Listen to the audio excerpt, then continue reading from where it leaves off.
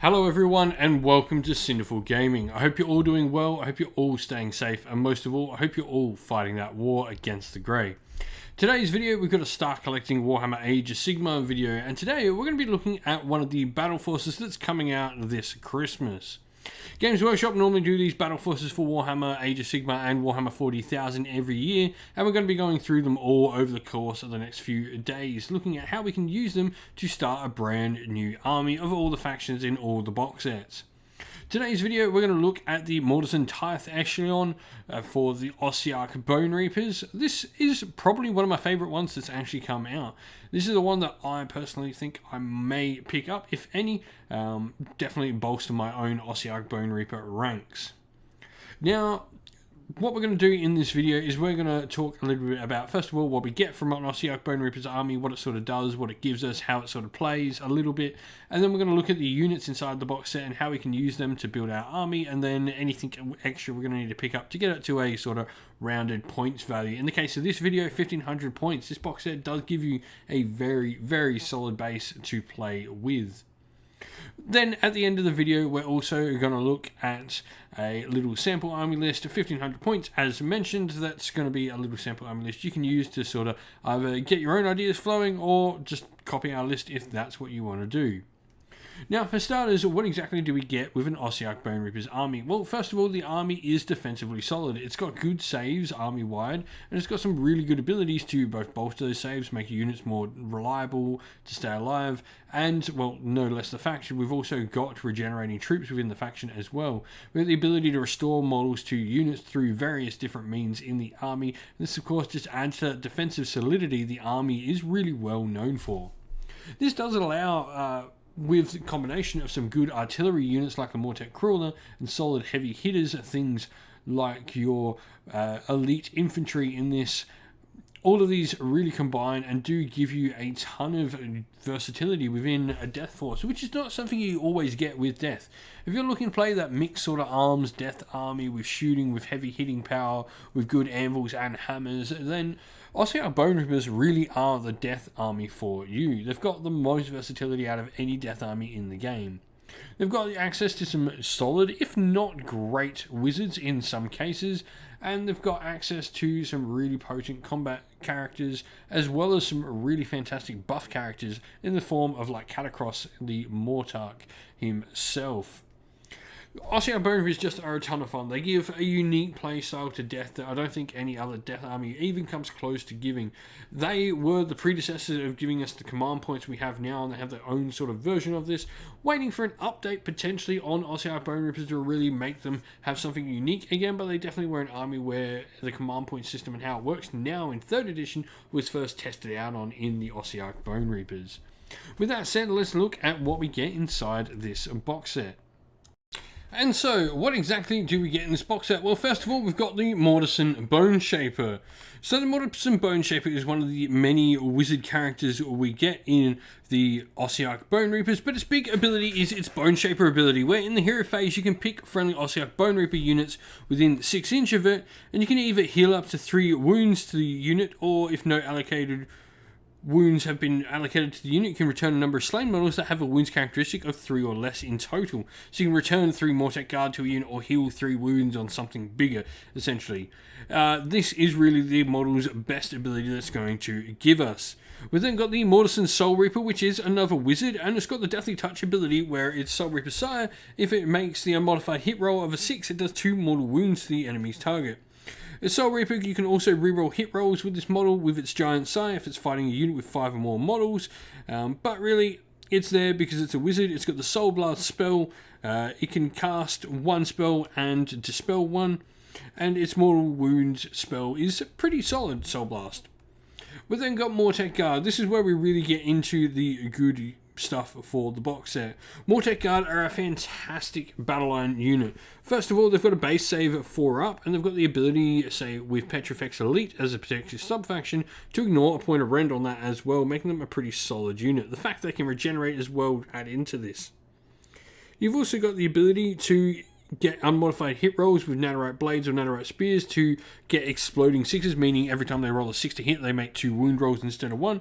They've also got the shield wall command ability they can use on themselves. Ostearch Bone Reaper's command abilities work a little bit differently, and you can reroll save rolls for the unit, which is really, really solid. Reroll save rolls is something that there is not a lot of in the game at the moment. We've then got the Mortisan Crawler, a fantastic artillery piece that just has so much damage potential. This is one of the most feared artillery pieces in the game, and rightly so. It can take out enemy characters, it can take out enemy units. It really has a ton of versatility for a single artillery piece, which makes it just so useful to have.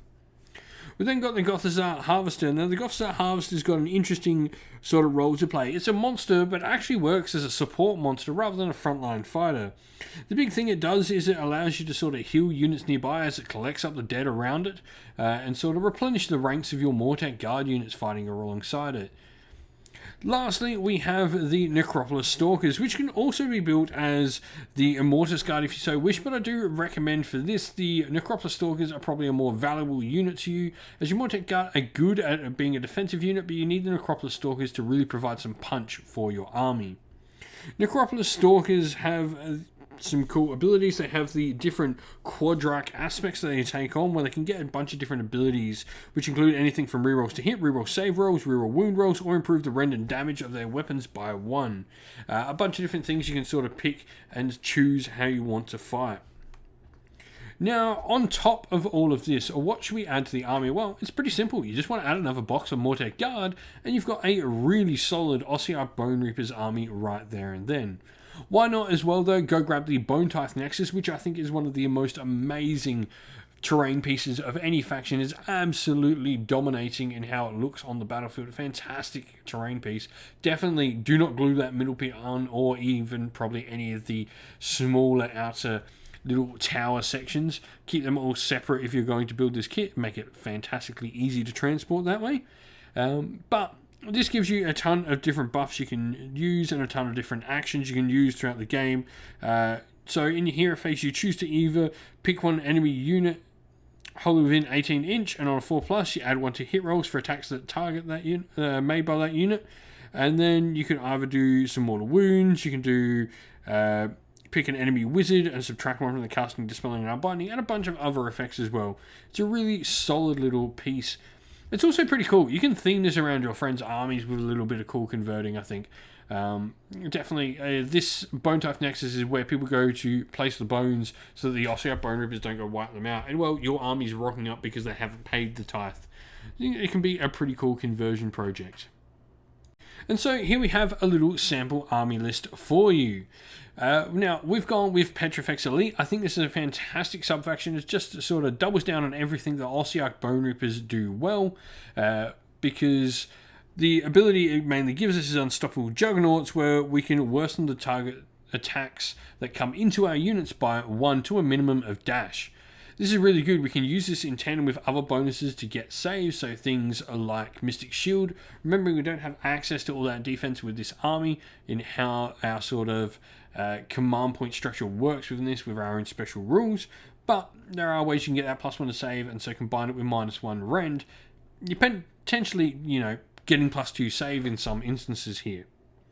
You've also got the Bludgeon Command ability, which is free for any of our characters to use in the army, and you can improve the rend characteristic of your weapons as well. So not only are we getting a good defensive buff, we're getting a good offensive buff with this subfaction as well. Now the army we've got here is 1500 points. It's actually a little bit shy. You could definitely go pick up the Ossiarch Bone Reaper's Endless Spells if you so wanted to, and fill that out, because you do have a couple of wizards here. But that's completely up to you. You're not that underpowered at 1500 points that's really going to come into it. It's going to allow you to get that triumph, though, pretty much guaranteed at 1420. Now, we've gone for Grand Strategy Hold the Line, because those Mortisan Guard units should not die. If they've both been lost by the end of the game, well, it's probably not going your way anyway. Now, the Mortisan Bone Shaping is going to be our general, and he's just going to have the Godbone Armor and Mighty Arcosian, which are the 2 command trait and artifact we have to have due to being Petrifex Elite. So this is going to give him an extra 2 wounds, and he's also going to negate the first wound allocated to him in each phase. So pretty solid. He's going to be pretty survival. He's going to have the spell Empower Netherite Weapons. So what this spell is going to do is it's going to make the exploding hits on our Netherite weapons work on a 5+ rather than 6. And then we've got our Mortisan Soul Reaper, who's going to have the spell which is going to be reinforced battle shields, where we also can get a 5+ mortal wound ignore on the unit as well. So some pretty nice spells there with a couple of cool wizards, and one of them is going to be pretty survivable. We've got 2 units of 20 Mortar Guard. At 1500 points, you do only need 2 battle lines, so 2 units of 20 really gives us a good solid base of power from which to sort of just spread out and pick where we're going to shoot and where we're going to send the Necropolis Stalkers, most importantly. The Necropolis Stalkers are going to be the main hammer in this army. You've got to use them really smartly. You get things to hold up with your Mortar Guard, and your Necropolis Stalkers pick off things that are easier targets. Don't send them to the heaviest fights and lose them, because they are really the only main hammer you're going to have in this force. The Mortec Crawler is also going to be another fantastic piece, much like the Necropolis Stalkers. It's going to allow you to sort of spread that damage out and not allow your opponent to sort of sit back, because if they do, you're just going to lob the Mortec Crawler at them. The Gothisar Harvester will stick around those Mortec Guard, of course, making sure he keeps replenishing them. Now the whole army here is wrapped up inside a single battle regiment, meaning it's a 1-drop army at 1500 points, which is nice. 84 wounds, 2 reinforced units, and no allies.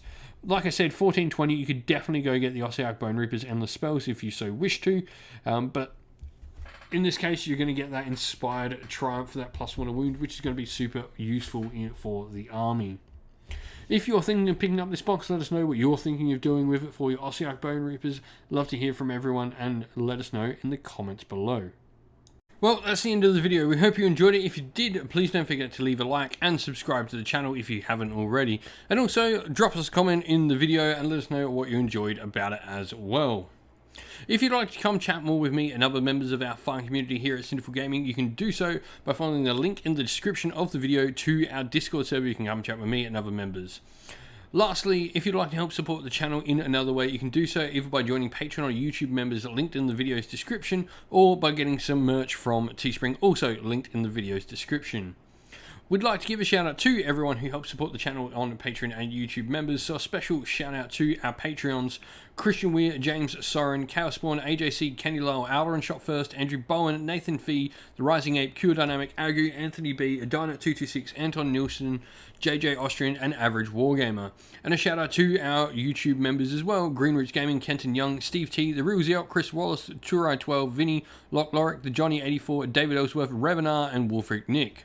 Lastly, a special thanks to Lady Witchfox Art, who does the amazing artwork you see on the channel. Everything here is done by her. She does an amazing job, so thank you very much. And lastly, a special shout out to Xmorphic, who does all the background work on the Discord server, keeps it running smoothly and makes it amazing, because I am terrible with computers. So thank you, Xmorphic, as well. That's it for today though, folks. Stay safe everyone, stay well, and most of all, keep fighting that war against the Grey. Ciao for now.